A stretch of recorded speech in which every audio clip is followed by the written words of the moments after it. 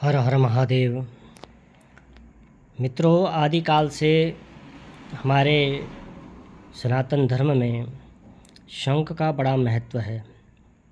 जब भी कोई शुभ कार्य होता है, कोई भी मंगल कार्य होता है, या देवालयों में प्रातःकालीन सायंकालीन कोई आरती होती है, पूजन होता है, कोई भी दैवीय कर्म होता है, तो उसमें शंख की प्रधानता होती है।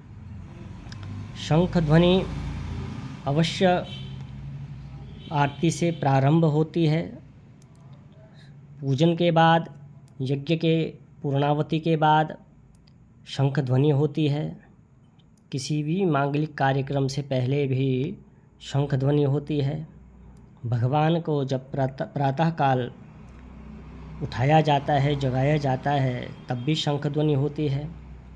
शंख अपने आप में एक चमत्कारिक अलौकिक दैवीय द्रव्य है।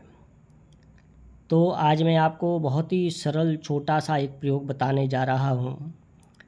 कई लोग वास्तु के नाम पर बहुत परेशान रहते हैं कि हमें वास्तु दोष है, घर पे वास्तु दोष है, और बहुत प्रयास करने के पश्चात भी वह दोष समाप्त नहीं होता, परेशान रहते हैं।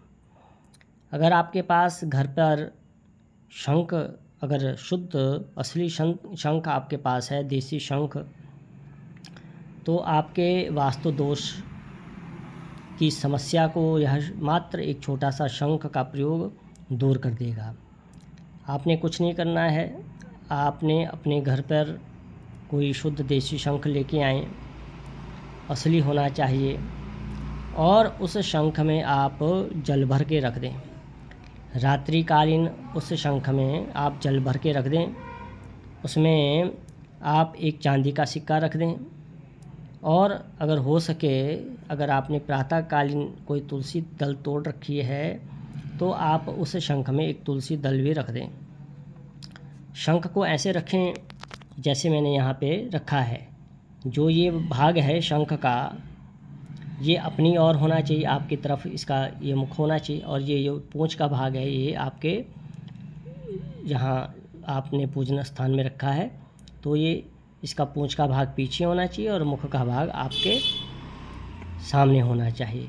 इसमें जल होना चाहिए, और इस जल में तुलसी दल और कोई चांदी का सिक्का ना हो तो कोई भी चांदी का पत्रा या कुछ भी अंगूठी वगैरह कुछ भी आप डाल सकते हैं इसमें।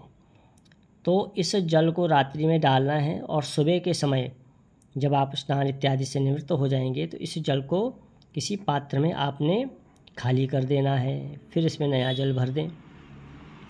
उस जल को आप अपने पूरे आंगन में छिड़कें, गेट से लेकर प्रत्येक कमरे में छिड़कें। आप इस छोटे से प्रयोग करके देखें, धीरे धीरे आपके घर में सकारात्मक ऊर्जा की वृद्धि होगी, और समस्त प्रकार की जो नकारात्मक शक्ति है वह दूर होगी। समस्त प्रकार की जो वास्तु की समस्या है वह अवश्य ही दूर होगी। ये छोटा सा प्रयोग है, लेकिन बहुत ही सिद्ध और सरल प्रयोग है। इसको आप अवश्य करें। आपको इसमें 100% सफलता प्राप्त होगी। भगवती आपका कल्याण करे। हर हर महादेव।